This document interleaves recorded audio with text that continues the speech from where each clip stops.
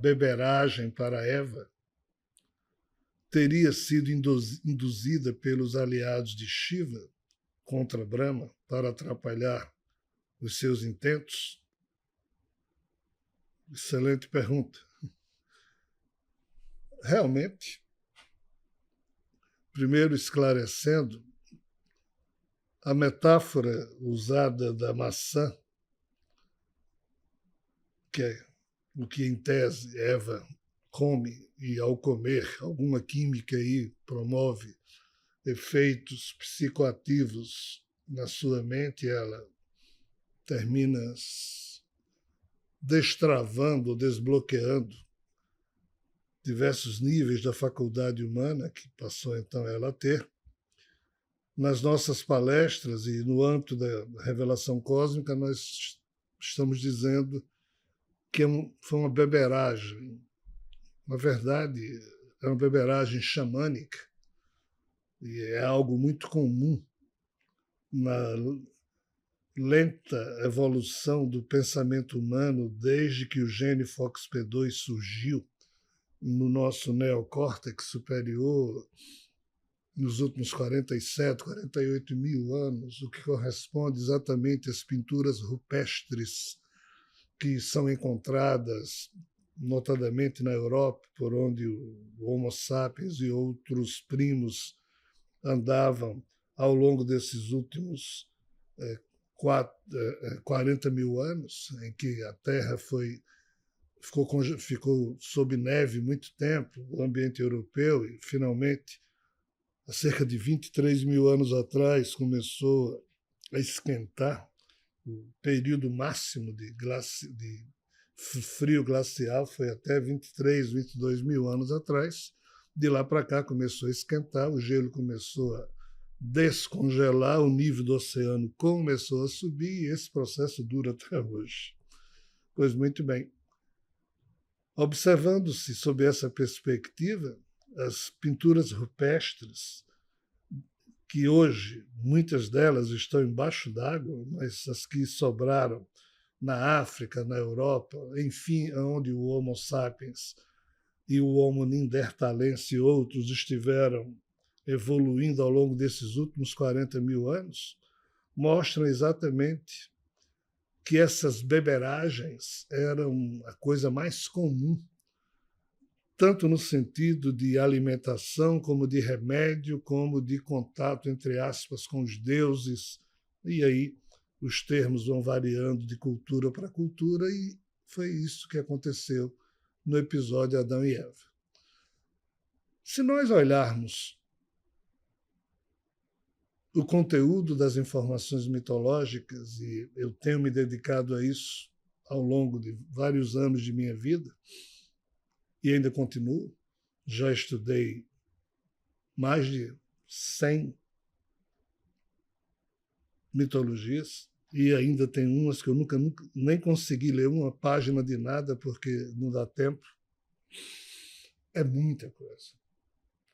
E nós, humanos, desprezamos isso como sem importância nenhuma. Isso é um equívoco terrível que nós fizemos, e vamos pagar um preço alto, porque vamos ter que voltar a conviver com coisas estranhas que a gente sempre achou que eram inexistentes, e não é bem assim. Então, essas mitologias, se um resumo alguém pudesse fazer de todas elas, esse resumo seria realmente a história desses 13,7, 8 bilhões de anos, desde que um ovo cósmico se quebrou e gerou dois universos, e o ser criador caído em um deles. E a vida começou primeiro nesse universo onde ele caiu, depois veio para o outro universo vizinho, e hoje continua existindo nos dois uma confusão permanente. Se alguém fosse resumir esses 13 bilhões de anos, o resumo seria a história das brigas entre Brahma e Shiva. Porque desde que esse ser que caiu na criação e se reconstruiu como Brahma, ou Javé, e depois seus amigos continuaram a mergulhar na criação para ajudá-lo, então Vishnu e Shiva são companheiros de Brahma na Trimurti, essa Trimurti sempre foi a linha temática, ou o ponto focal, ou o fio do novelo de absolutamente todas as questões que foram sendo produzidas no âmbito de disputas. E Shiva sempre provocou o Brahma, mas isso não é por raiva, é porque a própria mitologia explica, é para manter Brahma vivo. Então Shiva só conseguia manter Brahma vivo provocando o tempo inteiro, desafiando o tempo inteiro, competindo com ele o tempo inteiro. E Vishnu ali no meio, mantendo as coisas funcionando. É exatamente esse o resumo. E o episódio de Adão e Eva não foge a isso. Por que é que Brahma ou Javé teve que escolher um Adão e Eva? As mitologias explicam, porque Shiva, quando o clima na Terra começou a esquentar, Shiva se estabeleceu numa região lá no Tibete, e lá no Tibete ele produzia seres avatares dele mesmo, e esses seres trabalharam na tradição Kumari Kandan, que começou nessa época a ser encoberta pelo mar, mas era a continuação do continente hindu. Na verdade, estamos falando do antigo continente perdido de Mu, ou Lemúria. Isso era a tradição Kumari Kandan, onde Shiva aparecia para os humanos e seres híbridos da época, dizendo: eu sou o Criador. Isso provocava Brahma ou Javé, que teve que também fazer isso, e quando ele escolheu Adão e Eva, foi exatamente para competir, porque Vishnu disse: Brahma, ou você escolhe um núcleo humano e coloca a sua fórmula mental de poder neles, ou você vai perder o controle sobre essa raça que acabou de surgir aí, e está todo mundo disputando, porque Shiva já dominou a turma original da Índia, que hoje a gente chama de Dravidianos, que descenderam de toda essa questão com Kumari Kandan e outras influências. Então, assim, no jogo, sempre teve isso aqui. Isso que a disputa entre Brahma e Shiva, entre Shiva e Brahma. Vishnu nunca disputou com nenhum dos dois, sempre ajeitou as coisas. Mas terminava fazendo parte das intrigas constantes que a Trimurti e a aristocracia trimurtiana sempre tiveram que administrar. Basta ver o último aspecto disso, que são as crônicas referentes a Zeus, que nos trabalhos da Teogonia de Hesíodo, e também de Homero, através da Ilíada e da Odisseia e outras fontes informativas, mostram não a confusão da aristocracia trimurtiana, mas a confusão só da aristocracia do Olimpo, que é uma mera extensão dessa mais antiga.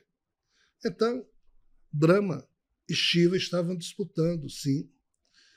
E Brahma, ele criou os seus descendentes, que ele chama de gerações regeneradas a partir de uma certa condição de alívio que ele passou a ter na sua forma existencial comum, a condição demoníaca desse universo vizinho, que em sânscrito é chamado de Daiva. E então Brahma criou seus filhos da mente e os filhos do seu corpo. E por que a gente precisa explicar isso? Porque um desses filhos da mente, chamado Marish, produziu um filho chamado Kasyapa, e um dos filhos do corpo de Brahma, chamado Daksha, produziu filhas, e uma dessas filhas, chamada Kadru, e Kasyapa uniram genética para produzir seres, e a partir de um certo momento, Kadru agiu sozinho e produziu o que hoje nós conhecemos como sendo os reinos das Nagas e Uragas, assim descritos no Mahabharata. Nagas seriam cobras e Uragas seriam seres tipo reptilianos ou coisa parecida. Mas qual é o detalhe? A descendência de Kadru era pacífica. E essa descendência terminou se estabelecendo, e eu tenho esclarecido isso nas palestras que tenho feito ao longo do ano 2025, notadamente uma palestra chamada O Oitavo Dia da Criação, que já está disponível na plataforma Órgão, no IEA, em que a gente ali explica que durante os últimos milhões de anos, na verdade, desde os últimos 300 milhões de anos, muitas estirpes ou espécies foram se enfraquecendo e outras foram se fortificando, e a que mais se fortificou ao longo desse período, até a emergência dos rakshasas, que são mais recentes, foi exatamente os nagas e uragas, que são seres teriantrópicos. O que significa ser teriantrópico? Cuja composição corporal tem parte de uma espécie e outra parte de outra. Estamos falando aqui de corpos de serpente, e metade serpente e metade humano. Metade réptil, metade humano. É confusa a situação, mas é isso mesmo que é descrito.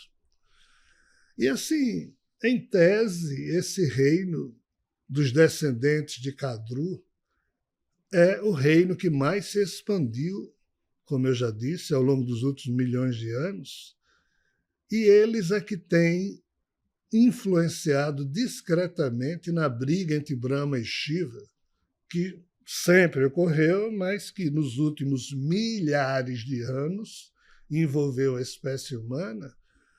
E os descendentes de Kadru, os Mahoharas, que é uma espécie de conselho aí dessas duas linhagens, sempre influenciaram os fatos, mas sem aparecer. Mas de vez em quando eles tinham que dar as caras. Então, chegando agora à pergunta da nossa irmã, na hora em que Eva e Adão viviam placidamente no Jardim do Éden, o próprio Javé conta no livro Gênesis que o ser mais astuto que existia chegou para Eva e disse: Eva, como uma maçã.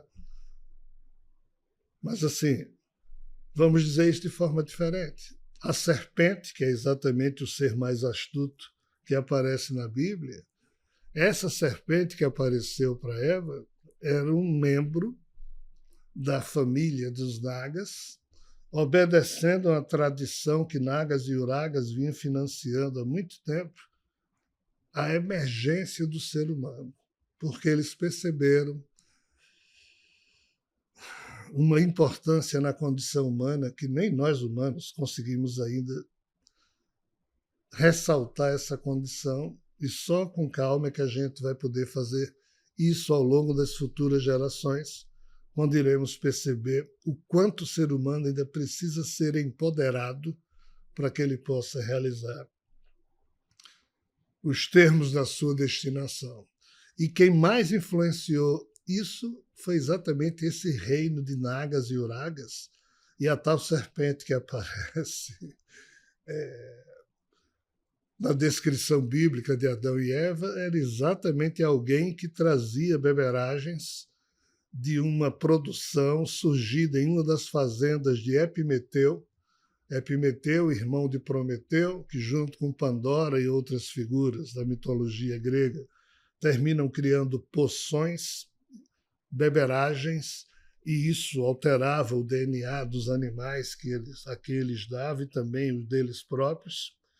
E assim, uma das fazendas de Epimeteu era basicamente uma sociedade com os Nagas e Uragas, porque nessa época, isso que é chamado de pamíxia ou pamixia, que é a mistura de genomas de espécies diferentes para ver o que é que dava, era algo comum de ser praticado. Hoje, sexo rola entre membros de uma mesma espécie.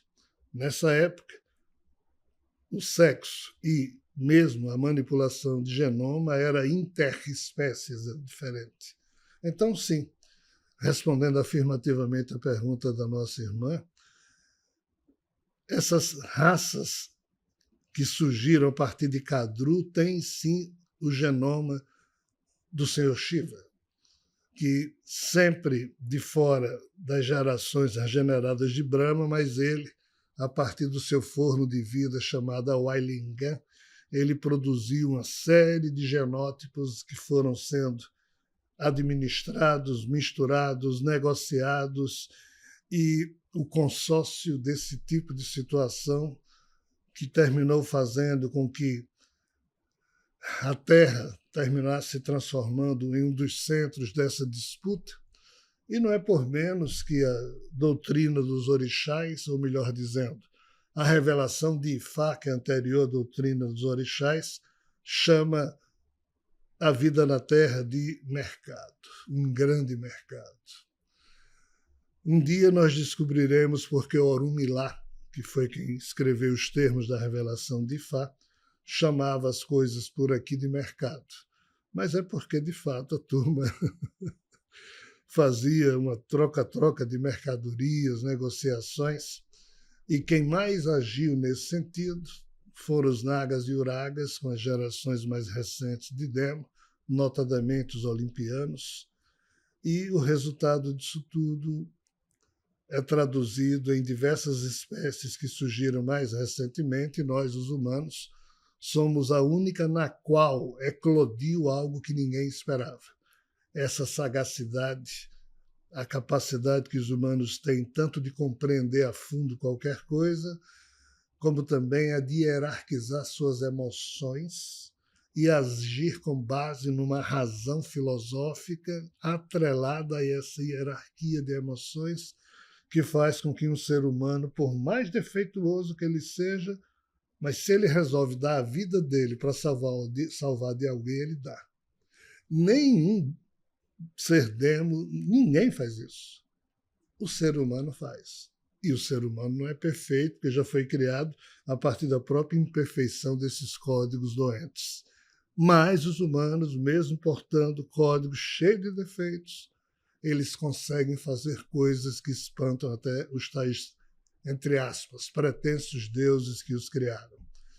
E Shiva, sim, a sua descendência meio anárquica tem tudo a ver com que uma certa serpente, dentro de um projeto, terminou interferindo numa hora muito crucial da evolução humana, e cá estamos nós como filhos de Eva. Adão é um mero detalhe nessa história. Fica aí, portanto, a reflexão um pouco profunda, mas assim, as serpentes não, as nagas, esses seres teriantrópicos, não interferiram só na questão Adão e Eva, não. Eles estão presentes em muitos outros momentos definidores do progresso humano. A vida de Siddhartha Gautama, por exemplo, é uma delas. Segundo as tradições, mais de 10.000 mundos apostavam, olhem bem, apostavam que nenhum ser humano jamais conseguiria iluminar-se. E o Siddhartha Gautama conseguiu, mas também com a ajuda de uma cobra chamada Mukalinda, que o protegeu durante vários dias dos ataques de 2 enviados de Brahma, que não queria que os humanos chegassem naquele ponto.